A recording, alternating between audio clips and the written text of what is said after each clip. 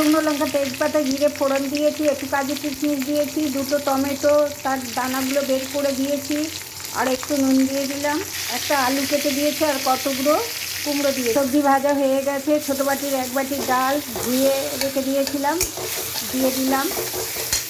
ডাল ভাজা গন্ধ বেরিয়ে গেছে, একটু হলুদ গুঁড়ো আর একটু জিরে ধনে গুঁড়ো দিয়েছি, আর নুন মিষ্টি স্বাদ মতো দিলাম। গোবিন্দভোগ চালও ছোটো বাটির 1 বাটি দিয়ে দিলাম।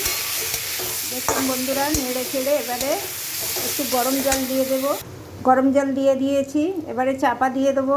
এখানে তেল গরম হয়ে গেছে, শুকনো লঙ্কা, তেজপাতা, পাঁচফোড়ন ফোড়ন দিয়েছি। এখানে সব রকম সবজি সিদ্ধ করা আছে।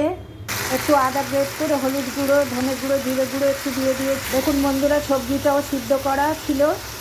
দেখুন বন্ধুরা, আমার সবজিটা হয়ে গেছে। নুন মিষ্টি একটু স্বাদ মতো দিলেই হবে।